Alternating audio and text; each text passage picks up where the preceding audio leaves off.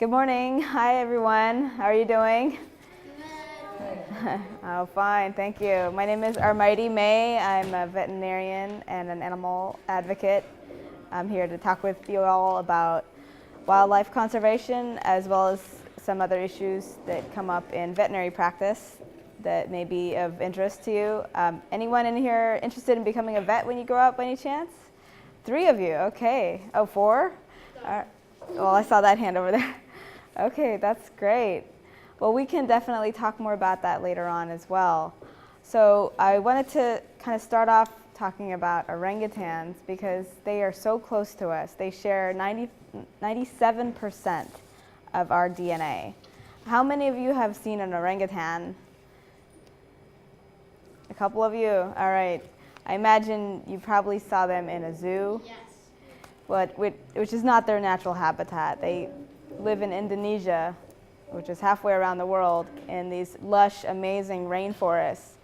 And they have lives that are very similar in some ways to our own, in that the mother orangutans raise their young and are very closely bonded to them from birth through 4 to 5 years of age. They are very closely bonded. They spend almost all their time in close contact teaching their young how to forage for food, how to survive in the wild, how to eat. And what's going on nowadays is these rainforests where these orangutans live are being destroyed at a very rapid pace. And it's really sad. If we don't do anything about this, in 10 years from now, these orangutans will be extinct. How many of you have heard the phrase, extinction is forever? No one? Okay, a couple of people. Okay. So extinction means that animal species is gone from this planet. And that's already happened to thousands of species. If this were to happen to the orangutans, how sad would that be? That means that one of the richest, most diverse species that shares so much with us won't be here anymore. But we can stop this. The only question is, what is it going to take for us to take action? All right. Like I said, orangutans are found on Indonesia and the islands of Sumatra and Borneo. Now, the word orangutan is very interesting. It means person of the forest in Indonesian.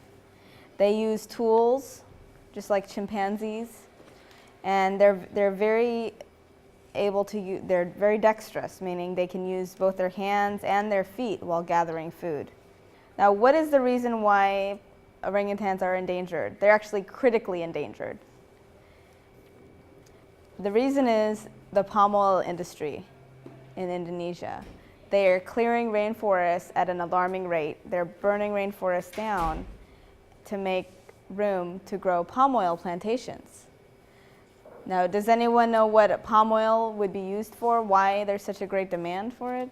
Yes? I think it's used in a lot of different stuff. Some food objects. I think it's used in toothpaste, maybe? That's correct. It is used in a lot of different objects or purchase items. It's used in toothpaste, lotion, cosmetics, soap, food, many, many different food items. There are many different names that it can be labeled under, too. Now, here are just a sampling of some of those names that you may encounter. How many of you read your ingredient list before you buy something? And what are you checking for when you read that ingredient list? Are you checking to see if it has artificial colors or flavorings, for instance? Yeah. And if it does have artificial colorings, are you more or less likely to buy it? Why? Because we don't want artificial coloring in your stuff. Right. I think it's bad for you. It's bad for you. That's right. Yeah, artificial chemicals are not healthy. Well, similarly, palm oil is not healthy. But perhaps more importantly, it's destroying the habitat of these precious orangutans. So here are some examples of what palm oil can be labeled under when you look at your ingredient list. Vegetable oil, vegetable fat, sodium lauryl sulfate, Sodium lauryl sulfate will be found in something that foams up. Sodium lauryl sulfate, sodium doctyl sulfate, palm kernel, palm oil kernel, palm fruit oil, palmate, palmitate, glycerol stearate, stearic acid, palmitic acid, palm stearine, and the list goes on. Vitamin A palmitate. So it comes in many different forms, but it's in so many different items. It's surprising how many items it's in. Everything from cookies and cakes and pastries to toothpaste and cosmetics and lotions and shampoos. So what are we going to do about this? What do you think we can do to correct this, to move this in the right direction, so these animals are not being pushed off of their homelands? Maybe we could try and like go on a strike from that stuff, but it wouldn't do much when just few of us. We could get more people and tell them about this. Right. And then it will be like a chain.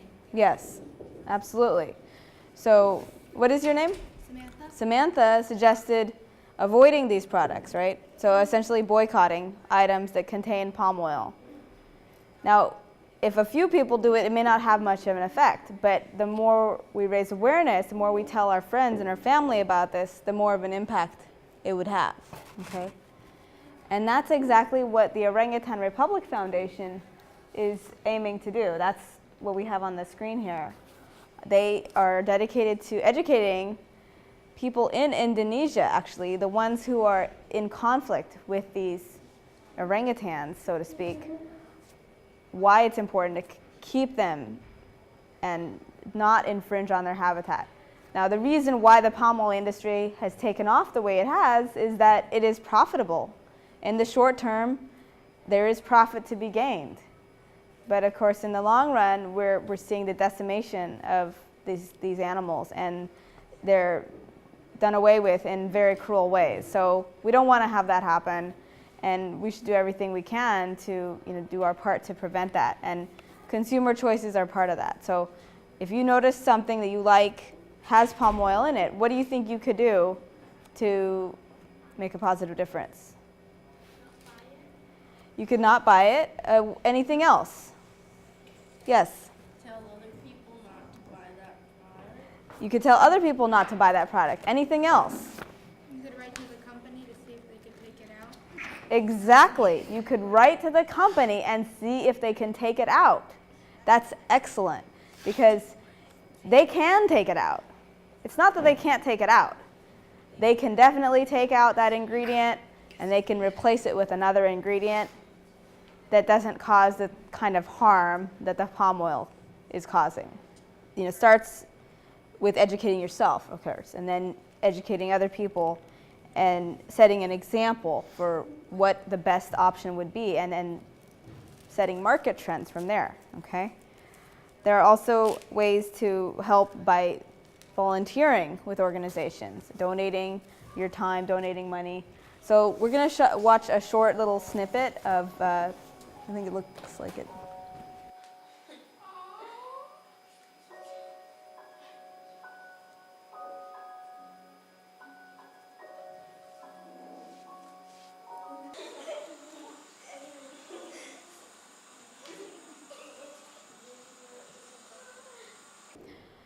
All right, so now I'm going to kind of switch gears a little bit and talk about something in veterinary industry or veterinary profession that goes on that's also an ethical problem. How many of you have cats at home? A couple people, all right. I have 2 cats at home, Sally and Betty. They're my cute little furry feline companions. Well, in certain areas in this country and in this state, people have done a procedure to these cats called declawing, which is actually an amputation of the cat's toes, and it's very inhumane.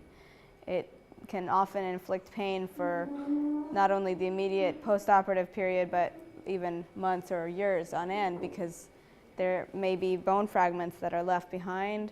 There's also the pressure the cat bears on his or her toes walking it around, because they actually bear their weight on their toes. And also they can become more apt to bite than they were before, because their primary defenses have been taken away from them. I was involved in helping to ban declawing back in 2009 in several cities around Santa Monica, including Santa Monica, Los Angeles, Beverly Hills, Burbank, Culver City. And it was originally banned in West Hollywood back in 2003. And that was the first city in North America to ban this procedure. And unfortunately, luckily it's in place at this point in time, but it was challenged. This ban was actually challenged by the California Veterinary Medical Association, which is ironic because you would hope or assume that a veterinary association would want to protect animals. And that's what they purport to do or pretend to do, but the fact is that there are monetary incentives, just like there are with the palm oil. There's a monetary incentive to produce that palm oil, even though it comes at a very great cost. Well, in the veterinary profession, people pay money to veterinarians, like myself, to perform services. And those may include spays and neuters. Does everyone know what a spay and neuter are? Okay. Mass removals, dental cleanings, vaccines, checkups, things that the animal can benefit from, services that actually prolong the animal's life, improve the quality of the animal's life. But declawing is sometimes thrown in there as part of a package deal.